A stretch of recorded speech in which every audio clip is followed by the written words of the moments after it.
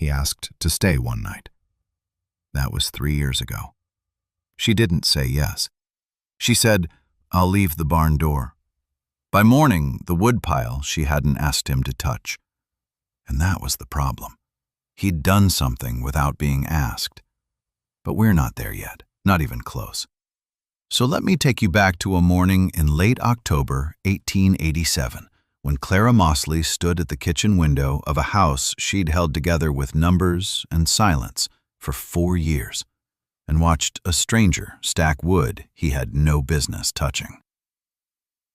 320 acres outside Elk Bend, Montana, 14 head of cattle, 1 draft horse, $39 in a coffee tin on the second shelf behind the flour, counted 4 times by lantern light because Clara Mosley did not trust round numbers or easy math. Property tax came due every March, $47. She had made every payment, every single one, 4 years running, since James died of a fever that took 11 days to finish what it started in the first hour. She doesn't talk about those 11 days. Nobody in Elk Bend asks anymore. What they do talk about, quietly, after church in the gaps between hymns and judgment, is how a woman alone on that much land hasn't lost it yet. Because the math doesn't work on paper. It barely works in practice. But Clara keeps a leather-bound ledger small enough to fit in her apron pocket, the spine cracked soft from use, the edges dusted with flour because it lives where she lives, which is between the stove and the fence line, and nowhere else. In that ledger, she writes hay consumption to the pound, morning temperature, evening temperature, the price of number 9 wire at Hoffman's General Store, which last Tuesday was 11 4/10 cents per rod, and she knew that before Hoffman did because she'd checked the freight sheet he left on the counter while he was weighing salt. She doesn't ask for help. She doesn't refuse it either. She simply never needs it. That's a different thing entirely, and if you don't understand the distinction, you've never met a woman who runs her own land.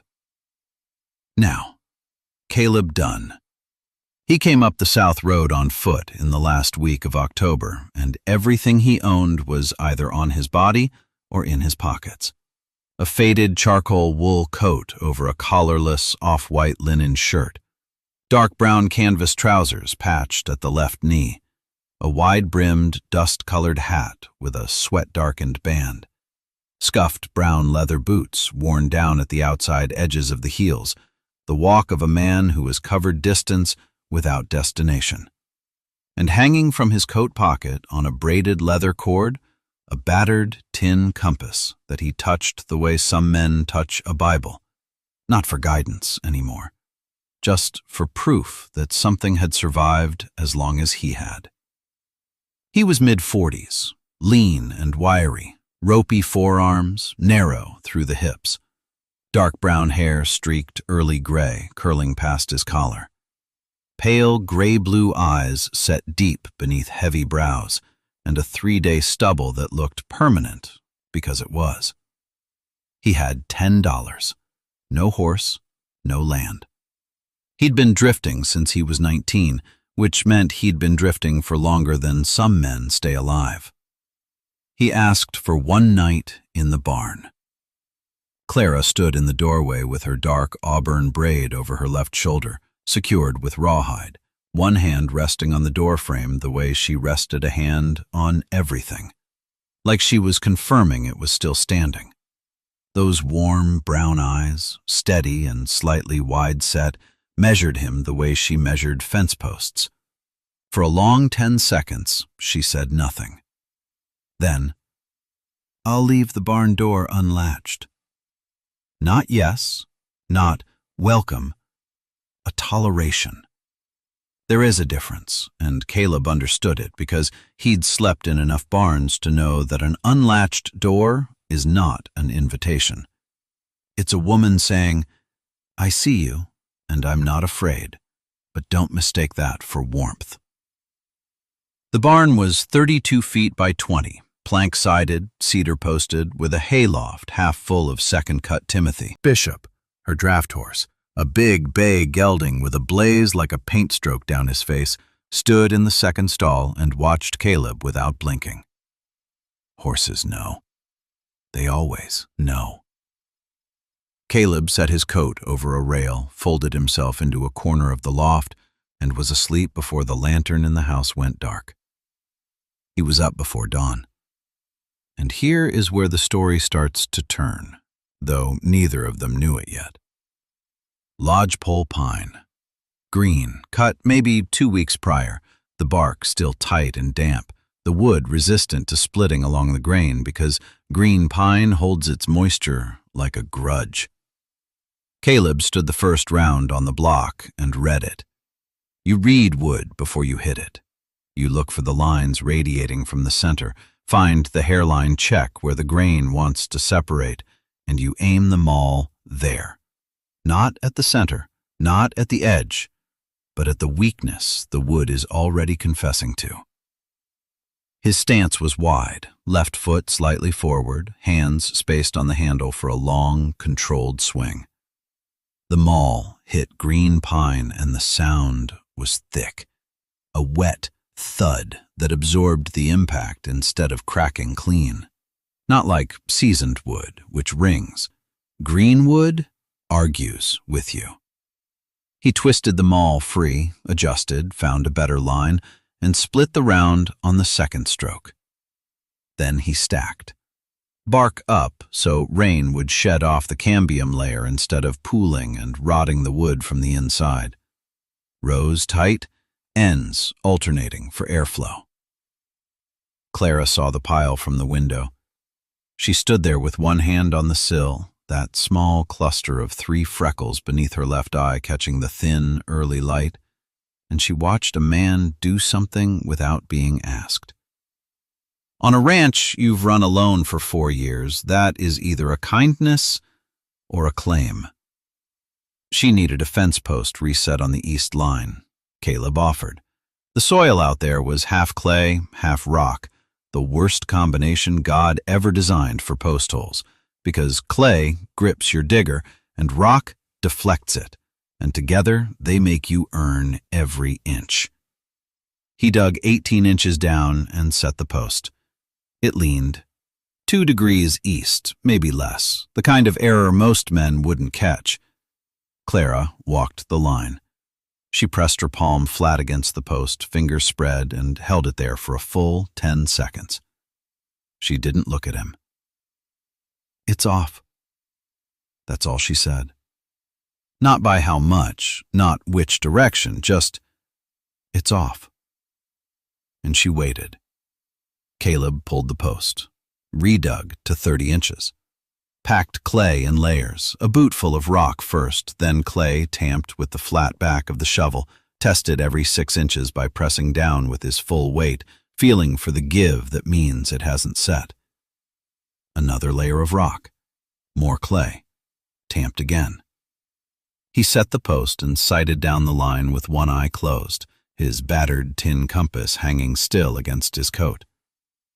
The post was true. Clara looked at it. She didn't nod. She just turned and walked back toward the house, that dark auburn braid swinging once against her shoulder. She didn't say good work. She didn't say thank you. She said nothing, which, on Clara Mosley's land, was the highest compliment available. The next morning, 2 cups of coffee sat on the porch rail instead of 1. Before we go on, I want to know, what country are you listening from today? Drop it in the comments, and if this story is keeping you company tonight, leave a like. It means more than you know. Now, the reason I mentioned those 2 cups is because of what they started. 2 cups. That was all. 2 tin cups sitting on the porch rail in the early gray, steam curling off both, and nobody standing there to explain them. Caleb saw them when he came out of the barn that first morning. He picked up the one closest to the edge, drank it black, and set it back where he found it. The next morning, 2 cups again. Same spot. Same steam. Same silence. By the third morning, he stopped noticing them as a question and started noticing them as a fact. That's how it works, by the way. Not with declarations, with repetitions. He slept in the barn on a horse blanket folded double over loose hay, rose before the light changed, before Clara's lamp flickered on in the kitchen window. He split wood first, always first, because the pile against the south wall of the house was shorter than it should have been for September, and he could see that without anyone telling him. The axe was a 5-pound head on an ash handle worn smooth to a shine at the grip. He found the rhythm fast. Green cottonwood split wet and heavy, the blade sticking in the grain if you didn't read the checks right. Seasoned pine popped clean, 2 halves falling away from each other like they'd been waiting for permission. He stacked tight, bark side up so rain would shed. He didn't mention it. Clara didn't mention it. The pile grew. After the wood, he walked the fence line. Not all of it. 320 acres has more fence than one man checks in a morning, but the north quarter where the posts were oldest and the wire sagged between them like tired conversation. He carried the battered tin compass on its braided leather cord, though he didn't need it for direction. He needed it for the weight of it in his hand. Something to hold while he walked and thought about nothing in particular. And every morning, on the fence post nearest the barn, the same post he'd reset that first day, the one Clara had corrected without looking up, a biscuit wrapped in cloth. Just sitting there, still warm. He ate it walking. Neither of them said a word about it. By the second week, dry gloves appeared on the barn rail. Brown leather, lined with wool, placed exactly where cold hands would reach after morning chores. They fit. He wore them. The next day they were back on the rail, and he understood that she'd placed them there again after he'd left them on the workbench. She was returning them to the place where the gesture lived. Now, the reason I tell you all that is because of what happened at the general store in Elk Bend. Elk Bend was 11 buildings and an opinion. The kind of town where the clerk at Hamill's General Goods didn't just sell you supplies, he cataloged your life. Clara Mosley walked in on a Tuesday and bought 2 tins of coffee instead of her usual 1. She set them on the counter beside her flour and lard, and the clerk, a thin man named Garrett with a memory like a filing cabinet, looked at the 2 tins the way a judge looks at evidence. He didn't say anything. He didn't have to. By Thursday, the fact had made its way through Elk Bend the way all facts did, not as gossip, but as weather, something noted, something tracked. Sunday gathering at the community hall, every eye in the room knew a man was sleeping in Clara Mosley's barn. Nobody said it directly.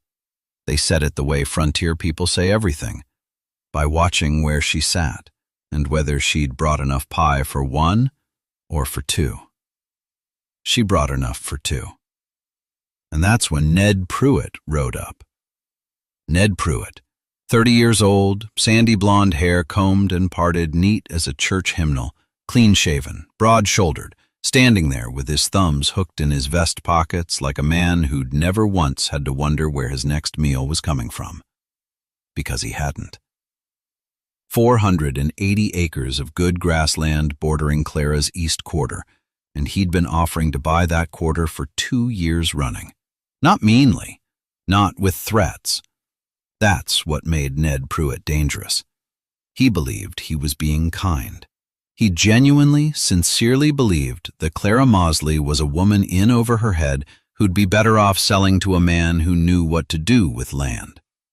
He rode past the new fence section Caleb had set, slowed his horse, looked at the posts, looked at Caleb, who was stringing wire with his sleeves rolled past the elbow, ropey forearms catching the afternoon light. Ned pulled that brass pocket watch on its tarnished chain, checked the time like a man with somewhere important to be, and said nothing.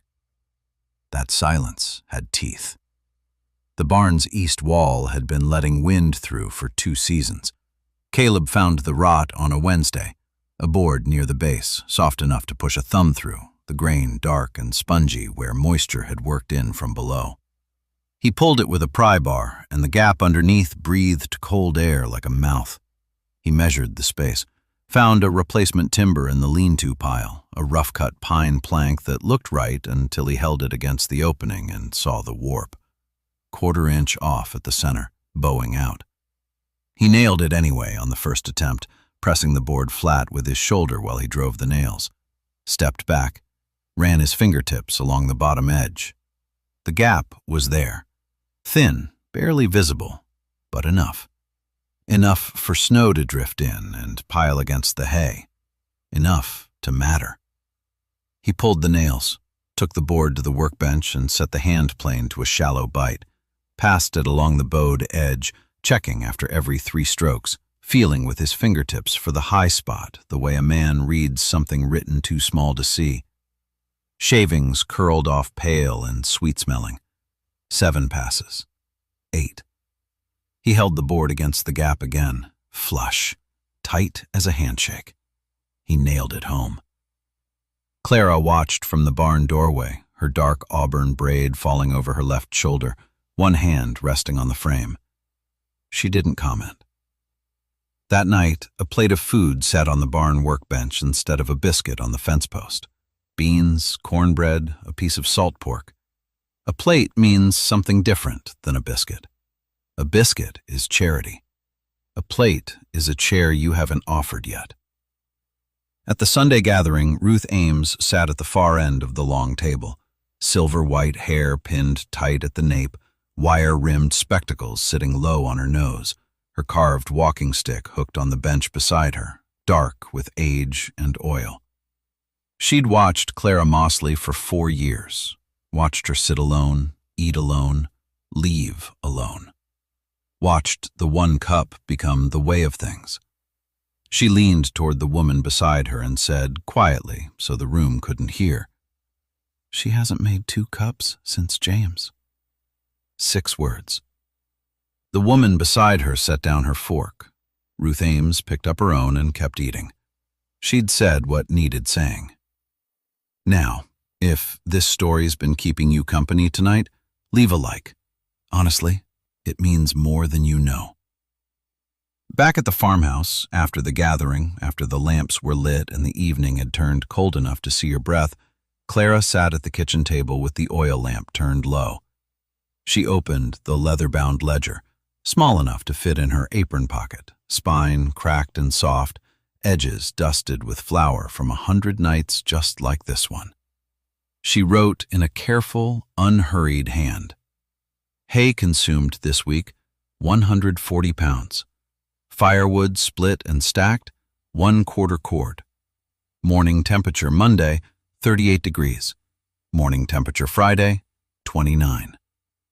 The numbers told their own story, and the narrator will read it to you plain. At her current burn rate, 7 cords through winter, maybe 8 if January hit hard, she'd run short by February. The south fence wasn't finished, which meant the cattle couldn't graze the lower pasture, which meant she'd burn through stored hay faster than the numbers could survive. She needed 40 more bales. She needed the fence done before first hard freeze. She needed things she would not ask for. She sat there for a long time, the lamp guttering, the ledger open to the page where the math turned honest. Then she stood, walked to the barn, and set the ledger on the workbench next to Caleb's empty plate. He picked it up. She pointed to the column on the left. Hay in, hay out. The deficit widening week by week. Clara opened the ledger at the kitchen table and showed Caleb the hay numbers for the first time. Not because she trusted him yet, but because the numbers needed a second pair of eyes before winter, and his eyes were the only ones available. Caleb looked at the ledger numbers and said nothing for a long time. His thumb rested on the column where Clara had tallied the hay stores. The leather-bound ledger sat between them on the kitchen table, its spine cracked and soft, flour dust caught in the creases like it had been opened 100 times between batches of dough. Which it had. Because this ledger was not a record.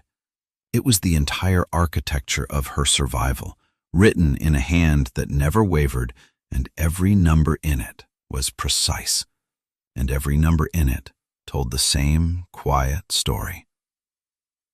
She had 19 tons of hay. She needed 30 to reach April. Her firewood consumption in deep cold ran 1.2 cords per week, and she had 14 cords, split and stacked. That gave her roughly 11 weeks before the woodpile hit zero, which put her somewhere around mid-February if winter came on time, and late January if it didn't. The margins were not thin. The margins were a polite fiction. Precision with two small numbers is just a slower way of losing, and the ledger proved she had been losing precisely for 3 years. Every payment on time, every column balanced, every total slightly less than what the land required. Caleb touched the spine of it carefully, like it was the most important thing in the house. Because it was. Then he asked about the south fence. Clara's jaw tightened 1 degree. Not a flinch, just acknowledgement. The south fence was 3/4 rotted posts and wire so slack the cattle could walk through it like a suggestion. She knew it. The ledger knew it. And now, Caleb Dunn knew it, sitting at her table with his faded charcoal coat hanging on the back of the chair and that battered tin compass swinging from his pocket on its braided leather cord. They started the next morning. Building a fence line from scratch in half-clay soil is not work. It is an argument with the ground, conducted 1 post hole at a time, and the ground wins every round it can. Caleb sighted the line first, drove a stake at each end, ran twine between them, then walked the full length checking for rock shelves and drainage cuts that would force the line to jog. Every 8 feet, he marked a post position with a boot heel scraped in the dirt. Corner posts got different treatment. Deeper holes, 3 feet minimum instead of 2, and a kicker brace set at 45 degrees behind the post to absorb the pull of wire tension from 2 directions. The brace notch had to be cut wide enough to seat flush, snug enough to hold under load. The first corner post failed. Caleb cut the kicker brace from a post that was too green. The wood still had sap in the grain, and when he notched it, the fibers split along the wet line instead of holding clean. He set it anyway, tamped the post hole with bootfuls of rock and packed clay in layers, not all at once, because clay packed all at once holds air pockets that turn to mud channels in the first rain. And when he leaned on the post to test it, the brace cracked at the notch with a sound like a knuckle popping. He pulled it without a word, redug the brace hole, selected a post from Clara's stack that had been cut and dried the previous spring. The bark was tight, the grain was straight, and when he tapped it with the back of the axe head, it rang instead of thudding. He recut the notch wider by 1/4 inch, seated the brace, tamped it in 4 layers, and this time, the corner held like it had been there for years. Clara checked the wire tension on every span. She pressed her palm flat against the wire and felt for it. Not twanging tight, which would snap in deep cold when the metal contracted, and not loose enough to sag under the weight of wet snow. Somewhere between. A firm give. Her hand knew the difference, and she didn't explain how. She just moved to the next span and checked again. They worked side by side without speaking. The silence had its own weight, not awkward, not comfortable either, something in between that neither of them had a word for, which was fine because neither of them was the type to go looking for words when the work was right there. Before we go on, I want to know what country you're listening from today. Drop it in the comments. I read every one. Now, the reason I tell you that is because of what happened that same evening. Clara baked a pie. Not for any occasion, just because the work was done and the kitchen was warm and there were winesap apples in the cellar that wouldn't keep much longer. She cut cold butter with 2 knives until it looked like rough gravel, Not smooth, not blended, rough, because the chunks of butter are what make the crust flake. Ice water went in 1 tablespoon at a time. She pressed the dough together with her palms, never kneading, because kneaded dough gets tough, and tough crust is a personal failure. She rolled it on a floured board, and when a crack formed at the edge, she pinched it closed with her thumb and kept rolling. The apples she sliced a 1/4 inch thin, sugar, a pinch of salt, a scrape of nutmeg across the grater. The lattice she wove, not laid, over, under, each strip pressed at the rim with a fork, cream brushed on top, raw sugar dusted. The stove had a dead spot at the rear left. She'd learned that the first year when her first pie burned black on one side. She rotated the pie halfway through now without thinking about it. The kitchen smelled like butter and apples and something older than both. She cut 2 slices. 1 stayed on the counter. 1 went to the barn. Caleb sat on a hay bale eating pie. A man who had eaten from tin plates in 15 states, sitting in a barn that was not his, eating pie made by a woman who owed him nothing. The compass on its braided cord swung gently as he leaned forward to catch a crumb before it hit the ground. He didn't say it was good. He didn't need to. He ate it like it was the first real thing he'd tasted in years. Ned Pruitt rode up on a Tuesday afternoon, sandy blonde hair combed neat, brass pocket watch on its tarnished chain catching the light as he checked the time, a habit, not a necessity. He saw the finished south fence line stretching clean across the lower pasture, the cattle already moved down, and Caleb Dunn resetting a gate hinge with a file and a steady hand. For the first time, that easy confidence in Ned's square jaw shifted into something quieter. He sat his horse for a full minute, checked his watch again, nodded once, and rode off without making his offer. November turns the valley gray. Not the soft gray of autumn fading out, not the gray of clouds passing through on their way somewhere kinder. This is the gray that settles in and stays. The gray that says what's coming isn't winter exactly. Every year has winter. What's coming is the killing kind of winter. The kind that separates what's built right from what's built hopeful. And there is a difference. Clara knew it. Caleb knew it. The almanac said it plain, and the elk moving down 2 weeks early said it plainer. So they worked, side by side, 2 weeks straight. Now I want you to understand what storm preparation looks like when 2 people are doing it right and doing it together. It doesn't look like romance. It looks like labor that would break most folks by Tuesday. But underneath the labor, something else is being built, and neither one of them has the good sense or the bad luck to name it yet. First, the hay. Clara had 43 bales stored in the barn loft, and Caleb looked at them and said nothing, which was its own kind of sentence, because 43 bales against the barn floor meant moisture wicking up through snow-packed ground, spoiling from the bottom before January was half done. He'd seen it happen to better ranchers than either of them. So they built a raised crib. Lodge poles cut from standing dead timber on the ridge, stripped and notched, laid crosswise 18 inches off the ground. 18 inches, not 12, not 24, 18, because that's the height where ground moisture loses its argument with cold, dry air. And every inch above that is wasted effort when you're hauling 43 bales by hand. They stacked every bale on that crib with the cut sides facing in, binding sides out, so rain or melt running down the barn wall would hit the tight side and slide off instead of soaking through. Clara directed the stacking pattern. Caleb carried the bales. Nobody discussed who was in charge. It was obvious. The firewood came next.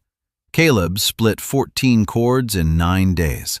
He worked green cottonwood and seasoned pine alternating because green burns slow and holds heat, while seasoned catches fast and throws flame, and a stove fed both in layers keeps a cabin warm without eating through your supply like a drunk through whiskey.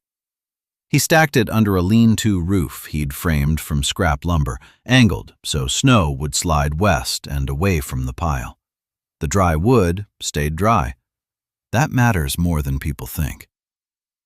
Every fence post on the south line, every single one, they tested by hand.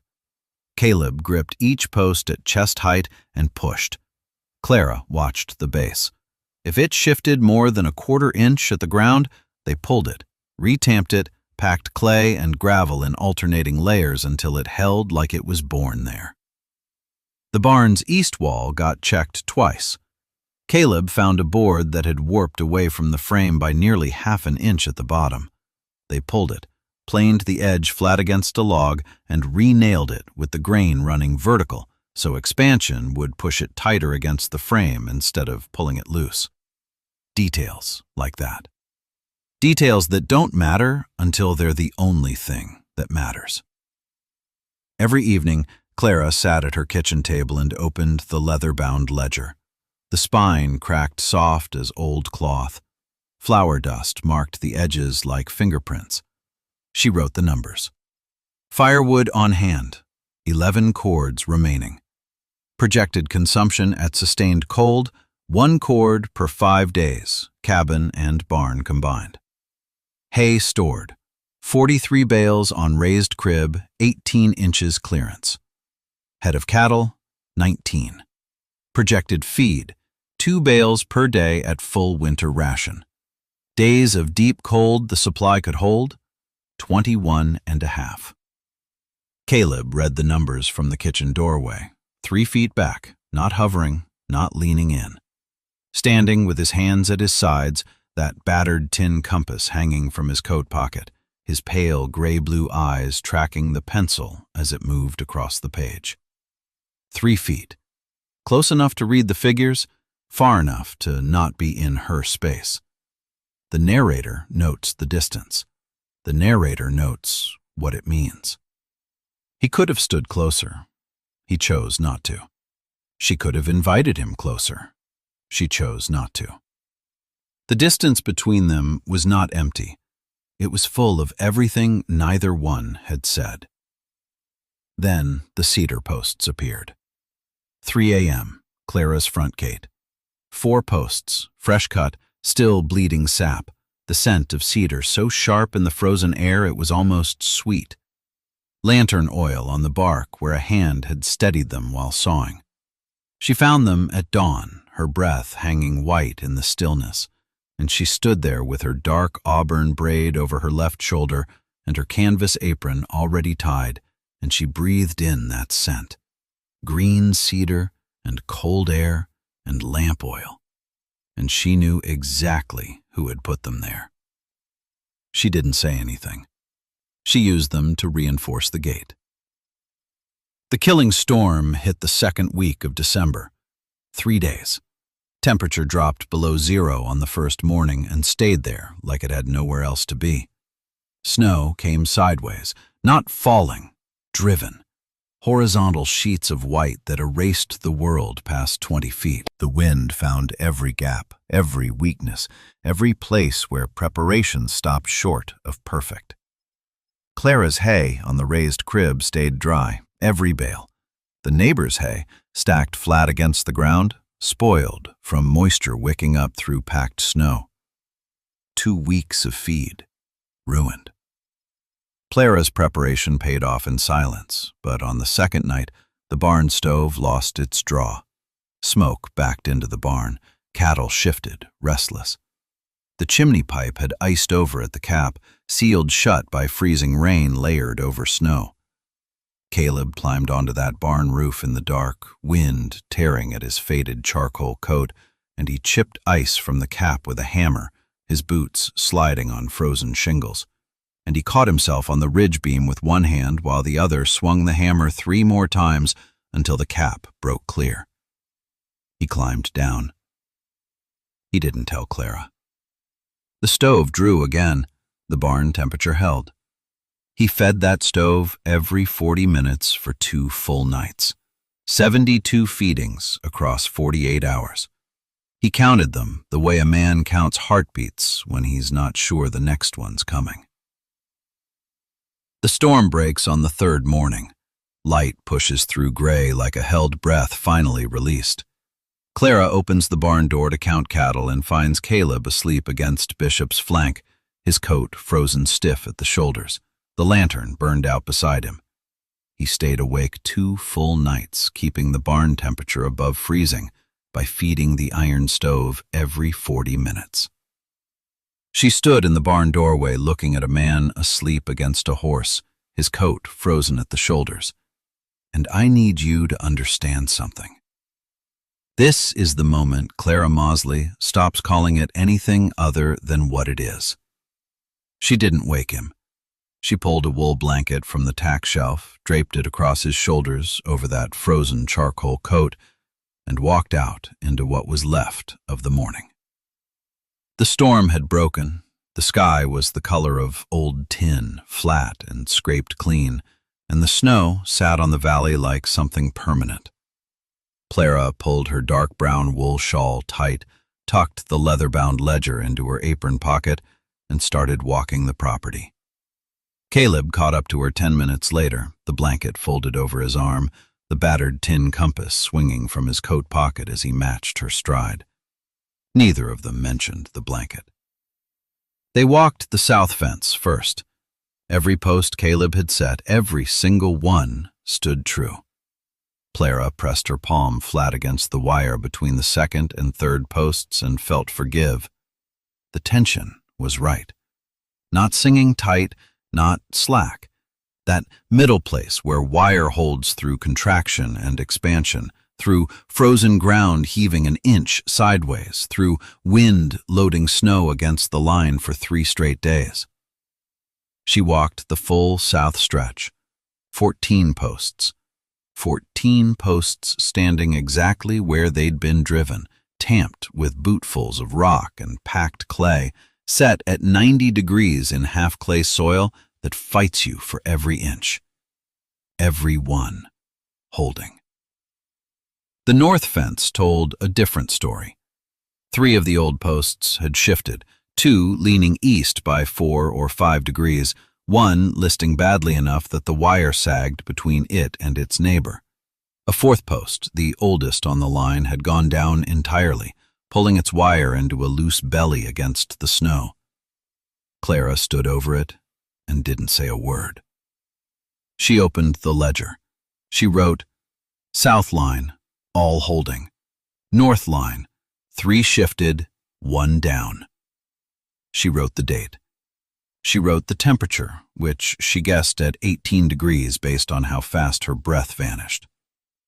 They checked the barn wall. The repair Caleb had made, pine planks cut flush and sealed with pitch, showed no snow intrusion. Clara ran her fingers along the interior seam. Dry. The raised hay crib. Dry. Every bale sitting 6 inches above grade on the frame Caleb had built, the moisture wicking down through air instead of up through dirt. She pulled a handful from the nearest bale and held it to her nose. Clean. No mold, no rot. She wrote it down. The east gate with the cedar reinforcements. Solid. The posts still smelled faintly of fresh wood even through the cold. Clara tested the latch, pushed the gate, pulled it back. The hinges held. She wrote that down too. Facts, not opinions. 3 days later, a county livestock inspector rode through the valley. He was checking properties after the storm, a lean man on a tired roan, working his way south from the Judith Basin. He dismounted at Clara's gate without being invited. Clara met him at the fence line, the ledger already in her hand. He tested the south fence tension with his palm, pressing flat against the wire the same way Clara had. He walked to the hay crib, pulled a handful, smelled it, crumbled it between his fingers. He counted cattle, all 14, alive and standing. He took the ledger when Clara held it out, and he read it. The feed calculations, the firewood projections, the morning and evening temperatures, the storm preparations, the results. He closed it and handed it back. "Your numbers are clean," he said. He noted the raised crib. He nodded at the fence line. He mounted and rode south without another word. That single sentence carried the weight of everything Clara Mosley had built in 4 years alone on 320 acres. Now, you know who showed up next. Ned Pruitt rode in on a Thursday, because of course he did. Sandy blonde hair neatly combed, brass pocket watch catching the winter light, polished brown boots that had never seen the inside of a barn at 2 in the morning. He dismounted at the gate. He looked at the property the way a man looks at a hand of cards he didn't expect to lose. He walked, slowly, deliberately, with his thumbs hooked in his vest pockets, to the south fence. He wrapped his hand around a post and pushed. It didn't move. He looked at the barn. He looked at the hay crib. He looked at the east gate. His jaw worked once, that small, pale birthmark on his jawline shifting with the motion. Then he nodded. One nod. And that nod was the town's verdict. Ned Pruitt mounted his horse, turned north toward his own 600 acres of good land and good teeth and easy confidence, and rode away. He never made his offer again. 2 days after that, Ruth Ames appeared at Clara's door carrying a jar of blackberry preserves. She was 5'1" and silver-haired and leaning on that carved walking stick, dark with age, her wire-rimmed spectacles sitting low on her nose. She looked past Clara at the barn, at Caleb splitting wood in the yard, pale gray-blue eyes steady, arms swinging the maul in that unhurried rhythm, at Clara standing in the kitchen doorway with flour dust on her apron. "You've been a good woman for 4 years," Ruth said. "Maybe it's time to be a happy one." She left the preserves on the step and walked back to her buggy. Clara stood in the doorway holding the jar for a long time. A long time. If this story is keeping you company, leave a like. It means more than you know. Now, the reason I tell you that is because of what Clara said next Tuesday. The kitchen. Evening. The iron stove ticking with heat. Flour on the counter from the afternoon's baking. The ledger open on the table, Clara's hand resting beside it, that dark auburn braid falling over her left shoulder. And on the windowsill, 2 cups of coffee. 2 cups that hadn't been 1 cup in 13 weeks. Caleb stood in the doorway, always the doorway, 3 feet back. Clara closed the ledger. She looked at him. "Stay," she said. 1 word. The kitchen was quiet. The lantern hummed. "Yes," he said.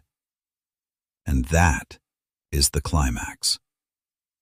That was the winter of 1887. Let me tell you about the spring. It came slow, the way spring does in Montana when the land has been punished. First, the sound of water under ice along the creek. Then, mud. Weeks of mud. The kind that sucked at your boots and made every step a negotiation. But underneath it, grass. Pale green shoots pushing through brown thatch like the earth remembered what it was supposed to do. Caleb moved from the barn to the house, not all at once, not in a single dramatic morning with boxes and declarations. It happened the way everything between them happened, in small, undeniable accumulations. His razor appeared on the shelf above the basin. His coat hung on the second hook by the door, the one that had been empty for years. The battered tin compass on its braided leather cord rested each night on the windowsill beside Clara's flour-dusted ledger. The town noted it the way the town notes everything. At the general store, Mrs. Harlan weighed Clara's sugar order and said nothing about the second razor she'd seen on the supply list. At the community gathering in April, Caleb sat beside Clara on the bench, and no one rearranged themselves around the fact. Neighbors rode past the Mossley place and saw two figures working the south pasture instead of one, and they mentioned it on Sunday the way you mention weather. Just a fact. Just what was. No one congratulated, no one objected. The silence was the verdict. They married in June at the county clerk's office in Elk Bend. Not a ceremony, a filing. Clara wore her faded blue cotton dress with the sleeves rolled to the elbow. Caleb wore a clean, collarless shirt, his dark brown hair combed back but already curling past his collar in the heat. Ruth Ames stood as witness, her carved walking stick, dark with age, resting against the clerk's counter, wire-rimmed spectacles low on her nose. She said nothing. She didn't need to. The brass compass and the flour-dusted ledger sat on the counter beside the marriage certificate like they'd always belonged there. The clerk stamped the paper. Clara signed, Caleb signed, Ruth Ames signed as witness with a hand that was steady and sure. Outside, the June sun was white and high. Ruth paused on the steps, both hands on her stick, and looked at Clara with those pale blue eyes that missed nothing. She tilted her head the way she did when she heard something no one else caught. Then she nodded once, turned, and walked to the wagon. That was the wedding. Now, before we go on, if this story has been keeping you company tonight, wherever you are, leave a like. I mean that. It means more than you know.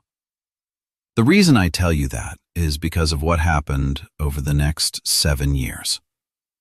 The ranch grew. Not fast, not reckless. The way good land grows when two people tend it with the same careful hands. Clara bought the east parcel from Ned Pruitt at fair price, $2.10 an acre, negotiated at the kitchen table, Ned's brass pocket watch on its tarnished chain ticking in the silence, while Clara opened her ledger and showed him comparable sales from the county record. Ned looked at the numbers. He looked at the watch. He nodded. 320 acres plus the east 40. The cattle numbered 40 head. The hay crib was permanent now, built with milled lumber, raised 18 inches off the ground on stone footings the way Caleb had always insisted. The south fence had never needed resetting, not once. 7 winters. Caleb's posts held through every one of them. The ledger now had 2 sets of handwriting.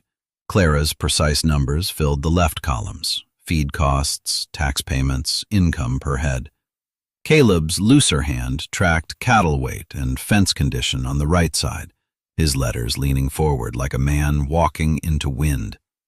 One page, dated years after the first, read, April 12th, morning temp 34, hay remaining 4.2 tons, calves 6 healthy, coffee 2 cups. That last entry is not a supply count. You know that. I know that. And somewhere in the quiet of that kitchen, they both knew it too. Some things don't need explaining. They just need writing down so you remember they were real. One evening in late summer, the kind of evening where the light goes copper and the shadows stretch long across the porch boards, a knock came at the door. A drifter, young, dusty from a long walk, no horse, a pack over one shoulder. One of the hands from a neighbor's spread, passing through Elk Bend on his way somewhere else or nowhere at all. He stood on the porch and asked if he might sleep in the barn. Clara looked at Caleb. Her dark auburn braid, streaked now with threads of gray, fell over her left shoulder. The small constellation of freckles beneath her left eye caught the fading light. She didn't speak. Caleb looked at the man. Pale, gray-blue eyes steady beneath heavy brows, the faint sun freckles across his nose and cheeks darker in the summer warmth, the small birthmark on the right side of his neck just below the ear. He stood the way he always stood, loose, unhurried, that slight forward lean. "I'll leave the barn door unlatched," he said. The same words, the exact same words spoken to him on a cold evening years ago by a woman who owed him nothing and gave him everything. The drifter nodded and walked toward the barn, and Clara's hand found Caleb's, and she squeezed once, and that was all. The porch at sunset, 2 cups of coffee on the rail, steam curling in the evening air, nobody needing to explain why there are 2. Clara's hand in Caleb's. The tin compass on its braided cord catching the last copper light. The ledger inside on the kitchen table, open to today's page, the spine cracked soft with years. The land stretches out bronze and quiet to the hills. May God bless each and every one of you who listen today. Until next time, keep riding.